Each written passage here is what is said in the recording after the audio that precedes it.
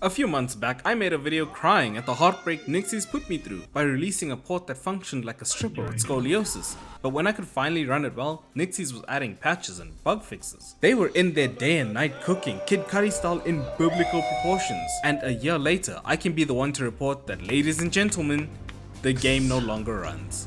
Okay, that's a lie, it runs, but it seizes up at the most random times and has the strangest glitches. I don't know how it happened, I don't know why it happened, but I took a look at my Steam library. I need to play this game. I have nothing left, except Spider-Man. Now I know what you're here for, I know what you want, and I'm here to deliver. Much like the parent of an unwanted kid in a cradle at the doorstep of an orphanage at midnight, I am here to put it down. But first, let me throw you a scenario, a little case study. Let's say there was another COVID pandemic, but this time it was worse because you had a corrupt private army take over your town and a bunch of other stuff that I don't remember. Now it's post-COVID time. You've lost your job, your livelihood, and now have immense pressure to provide for yourself and perhaps even your family. With no other avenues of income, you regretfully turn to a life of crime so that you can feed your family, and the Spider-Man hits you with whatever the hell this is. It doesn't stop there though. As your limp body spread out on the pavement looking like a bootleg silhouette from the Michael Jackson movie, you hear this.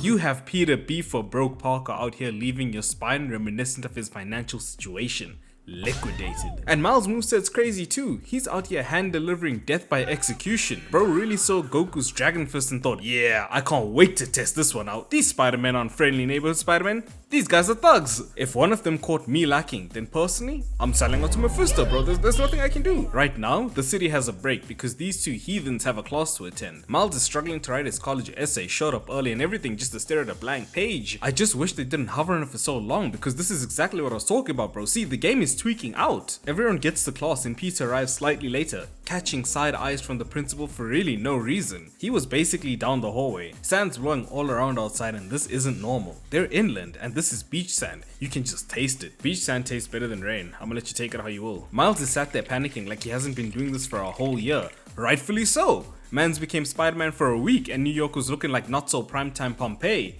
He gets permission to go to the bathroom but comes back a minute later talking about, bro, what? You're Spider-Man, go deal with it.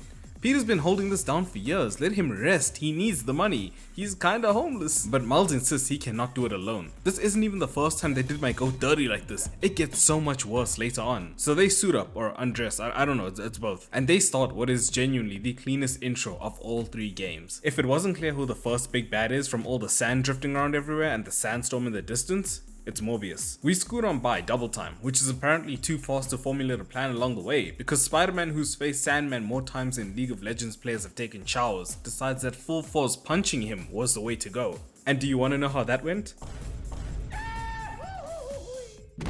It wasn't long until Miles got hit with the same treatment. See bro, it happened again, my computer is tweaking. Playing the mission before and after this time didn't give me any issues, so to whoever's out there preying on my downfall, you can stop.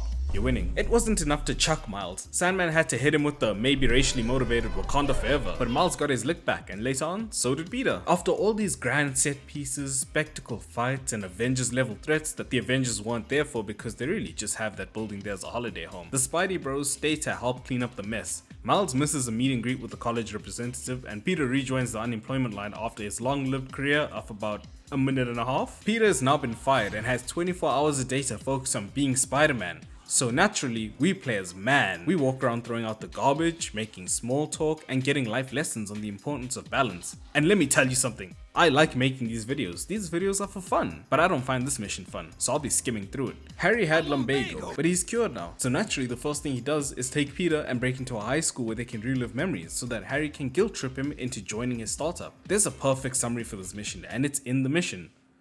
Matter of fact, when you start the mission and beat the prologue, all the missions are trash. It's all long-winded setups and sneak missions. Then when things really pick up and the missions really get interesting, they game ended. Ah, you're one of those intellectual fellas. You want proof and receipts. This is what I like about you. So take this storyline for example, the Flame. So Spider-Man gets a call from the captain of the fire department. It's the captain of the head, something like that bro, okay? Yeah, something along those lines. The Sandman attack left the city on life support, looking like Aunt May in the last game. They need Spider-Man's webs to hold the building in place while they evacuate. Whether or not this Spidey has the 1 hour dissolving web fluid or not, I would not trust him to keep me from getting that Wicked Witch of the East treatment. But these people don't have a choice. Womp womp. So as we're going through the building using the spider bot and not the webs for some reason, we encounter something more Sinister, the last documented person, says that there are people in here. This building has residents and they're evil.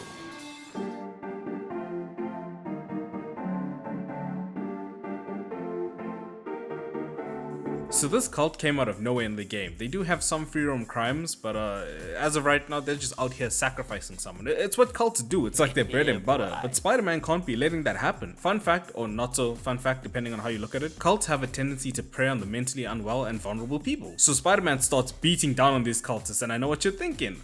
Spider-Man's more gentle since he knows these are troubled and misled individuals. I don't think there's an easy way to let you know this, so I'll let you know the hard way.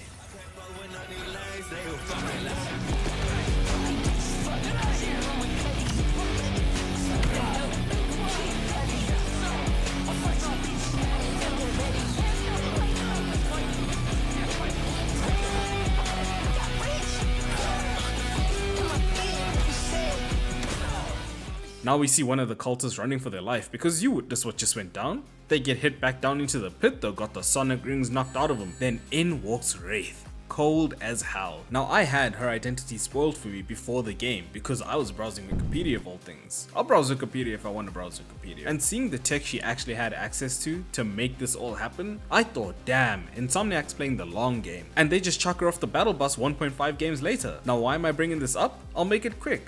This is actually Yuri Watanabe. In the end of the last game, her team died and she was like, nah, I'm gonna do my own thing. Just like the comics, I think. I didn't read the comics, I just read it. Yeah, she originally had Mysterio and Chameleon's illusion tech. She had fear gas, but not in this game. She could have been doing it up like Scarecrow dosing Spider-Man with that gas station weed, but they rushed it. They have her out here with a measly Kasurigama walking around the streets like Team Scorpion. You're ruining it. The mission ends with Wraith leaving the cultists for dead. Again, mentally ill I say, but that's just me. Like that's just me saying it, not the mentally ill cult spy. That storyline had all the potential you could want. It carries over from the previous game's DLC, and it ties into the main story as a side story. So it progresses with the main story, but then it gets game ended. They decided not to cap the storyline off in this game, but they also didn't want to drop DLC.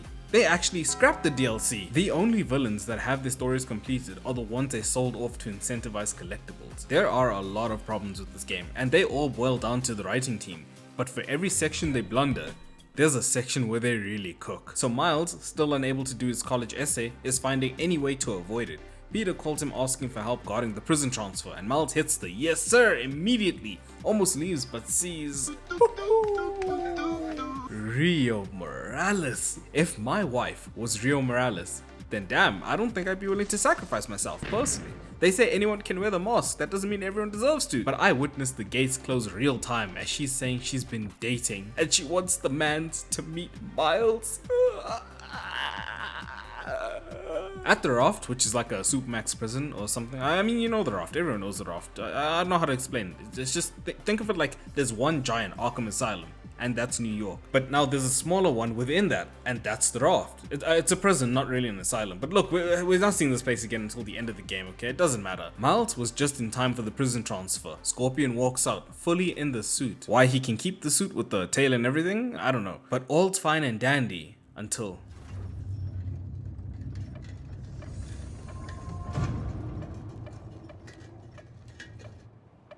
Martin Lee. We've got him!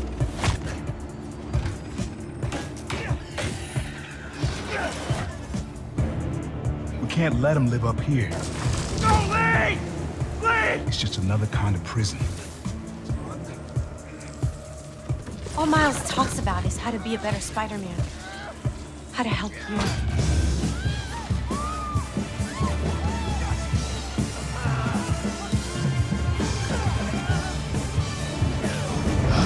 That's a smart one. But you gotta make your own choices, kid. Spider-Man, let him go!